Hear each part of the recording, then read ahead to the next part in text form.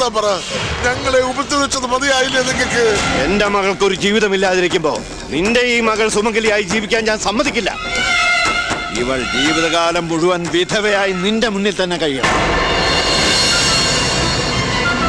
വെട്ടിക്കൊല്ലാവനെ. എന്റെ മോനെ ഒന്നും ചെയ്യരുത്, അവനെ ഉപദ്രവിക്കല്ലേ. എന്നെ കൊല്ലരുന്ന് പറത്തേവരെ. എനിക്ക് പെണ്ണിനെ വേണ്ട, എനിക്ക് എന്റെ ജീവൻ മാത്രം മതി. എങ്കിൽ നീ കെട്ടിയ താലി നീ തന്നെ അഴിച്ചെടുക്ക്.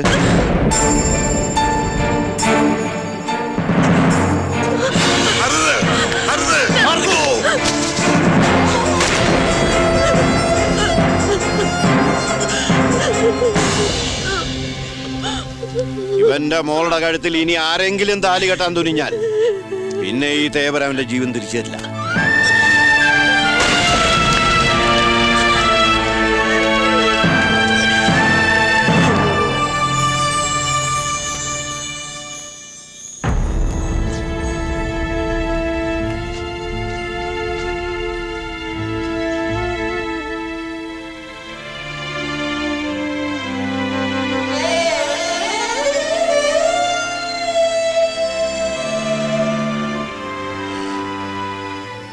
ഇതാണ് പറയണത്.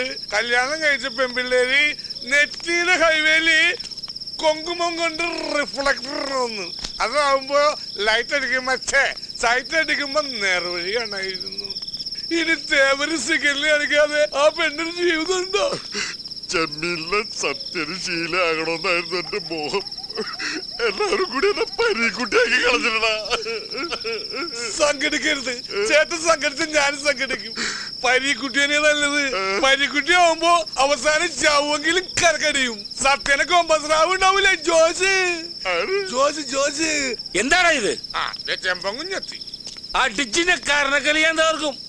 അപ്പന് വാങ്ങാൻ പറഞ്ഞ ബ്രാൻഡി കുടിച്ചു വന്നിരിക്കണം മദ്യപാനി. അപ്പനുള്ള കോപ്പ് കൊണ്ടുവന്നിട്ടുണ്ട്. ഇതെല്ലാത്തിന് നിന്റെ അപ്പനെ കടലൊഴിക്കാനാ? നിങ്ങൾക്കൊന്നും അറിയില്ല. എന്റെ നെഞ്ചിപ്പോ കുത്തിപ്പൊളിച്ച അലമാര പോലെ പണിക്കറിനെ വിളിച്ചു പോയ മോനെ ഞാൻ കൊല്ലും. എന്നിട്ട് കുടിച്ചു കുടിച്ച് ചങ്ക് പിടി ഞാൻ ചാവും. ഇങ്ങനെ പോയാ നീ എന്റെ കൈ കൊണ്ടേ ചാകത്തുള്ളൂ. ഇന്നത്തോടെ എന്റെ മോൻ കുടി നിർത്തിയില്ലെങ്കിൽ ഇങ്ങനൊരു മോനെ പെറ്റിട്ടില്ല എന്ന് ഞാൻ വിചാരിക്കും. എന്നാ ഒരു കാര്യം പറയട്ടെ, ഇന്നത്തോടെ മോൻ കൂടി നിർത്തി. പക്ഷെ ഇന്ന് പോലെ ഞാനാ അപ്പൻ. അപ്പൻ എന്റെ മോനും. മോനെ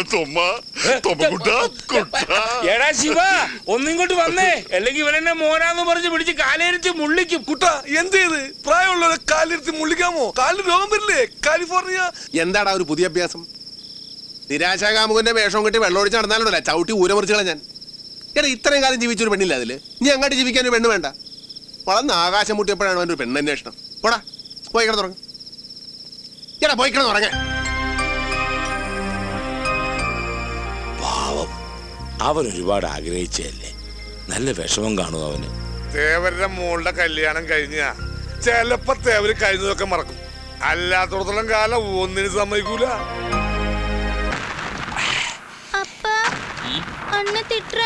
ഉള്ള പോടി ആസിംഗമേ. സീക്രം ഇങ്ങ വാ. അപ്പാവെ തൊന്തരവ് പണ്ണാതെ അകത്തു വെച്ച് പുറത്ത്. നീ എന്തിനടാ ഈ കതിനാ വെടി കെട്ടിച്ചിരിക്കണം? ഞാൻ എന്റെ അച്ഛനെ കുറിച്ച് ഓർത്ത് ചിരിച്ചതാ.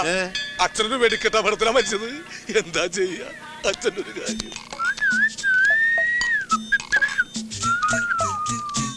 സാറേ, സാറാണാ സാറേ ഗുണശേഖരൻ സാറ്?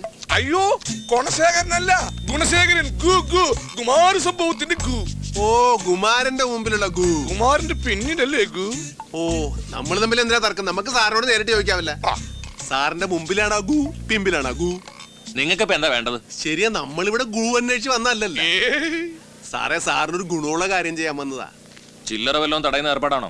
ചില്ലറേക്കണ്ട സാറേ, കാര്യമായിട്ട് തന്നെ വന്നേക്കാം. കേട്ടുണ്ടോ? എന്താ കാര്യം? അതിപ്പോ ഇവരാരും അറിയണ്ട.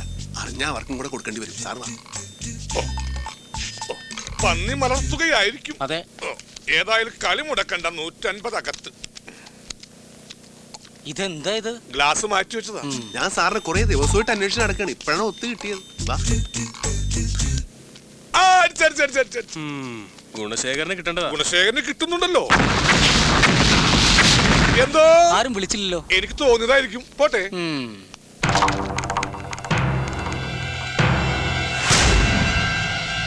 പണിക്കര മകളെ വേറെ ആരും കല്യാണം കഴിക്കുന്നതിൽ യാതൊരു എതിർപ്പില്ലാന്ന് മറ്റേ ചെറുക്കൻ എഴുതി തന്ന കടലാസായിരുന്നു.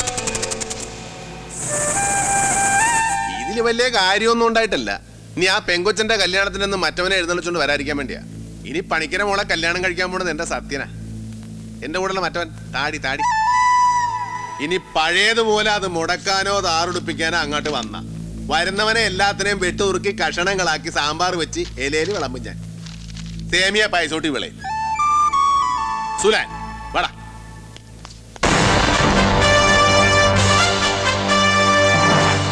നീ എന്താടാ ചാണാൻ ചവിട്ടിയ പോലെ നടക്കണത്?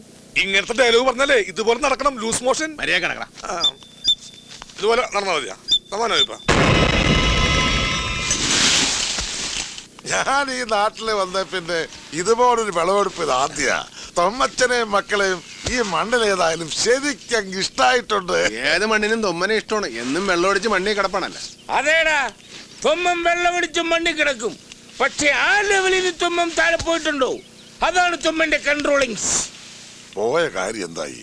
എല്ലാ കാര്യങ്ങളും നല്ല ഭംഗിയായിട്ട് തീർത്തിട്ടാ വന്നത്. ഇനി ഒരു മുഹൂർത്തം കുറിക്കേണ്ട കാര്യമുള്ളൂ.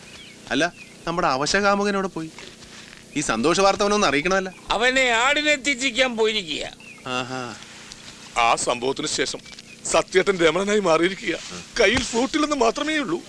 രാവിലെ ആടിനെ തീറ്റിക്കാൻ പോയാൽ വൈകുന്നേരം ആകുമ്പോൾ ആടി ആടി തീറ്റി വരും. അല്ല, ആ ശിവേട്ടൻ പണ്ടറ ബുദ്ധിക്കാരനല്ലേ? ഞാൻ ചോദ്യം അങ്ങോട്ട് ചോദിച്ചോട്ടെ.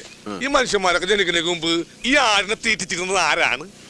അത് ഉത്തരം പറ. അത് പറങ്ങട്. നീ ഇപ്പൊ ചോദിച്ചതേ ഒരു ആദ്യം ഊള ആൻസറാ. ഞാനത് ചോദിക്കരുതായിരുന്നു. ഇരിക്കണ്ട. ആ പെങ്കൊച്ചിന് അങ്ങനെ പറയാൻ തോന്നിയത് നിന്റെ ആയുസിന്റെ ബലം. അല്ലെങ്കിൽ 26 പീസായിട്ട് ചേമ്പലക്കകത്ത് പൊതിഞ്ഞേനെ. എടാ, അവൾ എന്റെ മോളായിരുന്നെങ്കിൽ നിന്നെ ഒന്നും ഞാൻ വെറുതെ വിടത്തില്ലായിരുന്നു. അപ്പാ, ഞാൻ അറിയാഞ്ഞിട്ട് ചോദിക്കുന്നു. അപ്പൊ ഞങ്ങളുടെ അപ്പനാ അതാ തേവരുടെ അപ്പൻ? എടാ, നീ എന്തൊക്കെ പറഞ്ഞാലും ആ പെങ്കൊച്ചിന്റെ കഴുത്തിൽ കൊണ്ടുപോയി കൊലക്കയറിട്ടത് പോക്കിർത്തരമായി പോയി. എന്ത്? അതായത് സത്യേട്ടൻ ഈ ഊമകളുടെ ഭാഷയിൽ പറയുന്നത് ആ പെൺകുട്ടിയുടെ കയ്യിൽ ഇരിപ്പിന് ഇതൊന്നും പോരാ എന്നാണ്. ഓക്കേ, നിർത്തടാ. മിണ്ടായില്ലടാ ഊമശാവമേ. സ്പീക്കർ കത്തിപ്പോട്ടും കിടന്ന് നിലവിളിക്കുകയാണ്. സൂക്ഷിക്കണം. ഇനിയിപ്പോ തേവർ അടങ്ങിയിരിക്കും തോന്നുന്നില്ല. അയ്യോ, അവന് കിട്ടിയതൊന്നും പോരാ. പണ്ട് ഇതുപോലെ തല്ലുകൊണ്ട് ചാവക്കാട് ആശുപത്രി ചോര തൂറി കിടന്ന പോലെ കിടന്നാലേ അവന് സമാധാനമാവും.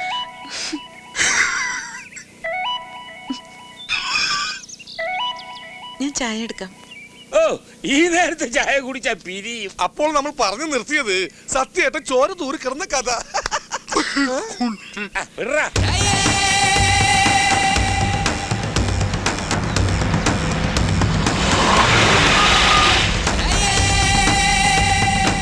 അതാവേദേ മീശത്തേവര് വരുന്നുണ്ടടാ.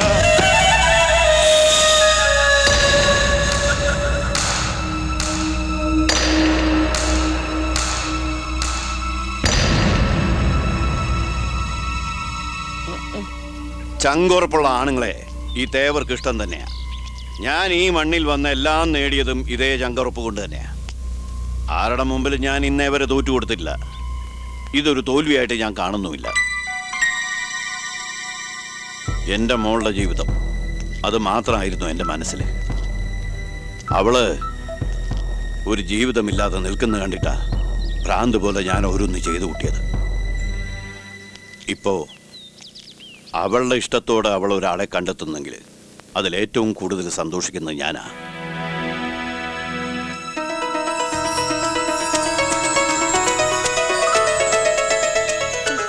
പക്ഷേ തേവരുടെ മകളുടെ വിവാഹം ഇങ്ങനെ നടന്നാ പോരാ. ഊരുമര്യാദയും ആചാരവും അനുസരിച്ച് ഒരു കോവിൽ തിരുവിഴ മാതിരി നാടറിഞ്ഞ് നടത്തണം. എൻ്റെ മകളുടെ മാത്രമല്ല, ഒപ്പം പണിക്കരുടെ മകളുടെ വിവാഹം.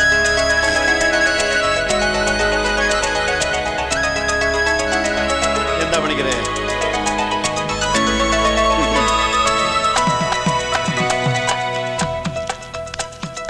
എന്താ തോമൻ? എന്റെ അണ്ണാച്ചിയുടെ ഇഷ്ടം.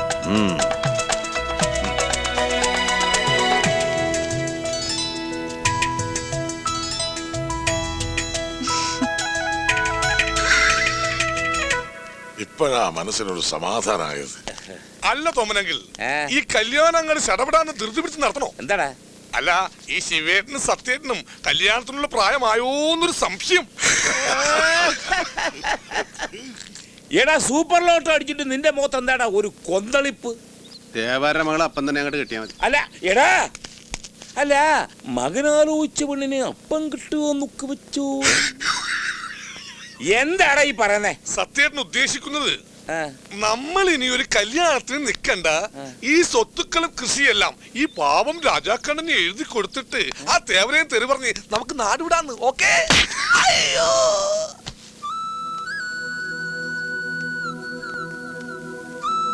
എല്ലാ പ്രശ്നങ്ങളും തീർന്നപ്പോ നിനക്കെന്താടാ ഒരു ഏട്ടന്തിരിപ്പ്? അപ്പൊ ആ തേവാർക്ക് പ്രാന്താണ്. അവള് പറഞ്ഞതും കേട്ട് ഇറങ്ങി തിരിച്ചിരിക്കണം ആ കോന്തൻ.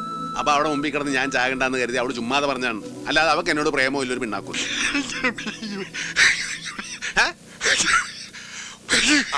പിന്നെ എന്തിനാ പൂങ്കാവനത്തിന്റെ കഴുത്തിൽ താലി കെട്ടിയത് എന്ന്? ഓക്കേ? എടാ കാണാൻ കൊള്ളാത്തൊരു കുരങ്ങുമാർക്ക് പെണ്ണാണെങ്കിൽ നീ താലി കെട്ടി വാശി തീർക്കുക ഇല്ല. 4 തെറി പറഞ്ഞ് അങ്ങാട്ട് വിടും, അല്ലെങ്കിൽ അവളെ ചപ്പക്കുറ്റി കിട്ടുന്ന പൊട്ടിക്കും. വേറെ ആൾക്കാർ നിന്നെ കൊല്ലാൻ വന്നപ്പോ നീ അവിടെ കിടന്ന് ചാകട്ടെ എന്ന് വേണേ നമുക്ക് വിചാരിക്കായിരുന്നു. പക്ഷെ അവള് വിചാരിച്ച ഇല്ല. അതിന്റെ ഒക്കെ അർത്ഥം എന്താണ്? എടാ പിശാശേ, നീയും ശരിയല്ല അവളും ശരിയല്ല. ചങ്കിലെ സ്നേഹം പുറത്തെറിഞ്ഞ മാനക്കെടാന്ന് വിചാരിക്കുന്ന 2 ശവങ്ങള്. അപ്പൊ അവളൊരു വിളഞ്ഞ വിത്താണ്. അവിടെ മനസ്സിൽ അവൾ എന്താണ് കണക്കൂട്ടി വെച്ചിരിക്കുന്നത് ആർക്കും പറയാൻ പറ്റിയല്ല. നിങ്ങൾ എന്തൊക്കെ പറഞ്ഞാലും ശരി, നടക്കുകയെന്ന് പറഞ്ഞാൽ നടക്കുകയല്ല. ഒന്ന് പോടാ. സത്യേട്ടൻ പറയുന്നത് പരിഭാഷ വേണ്ടേ?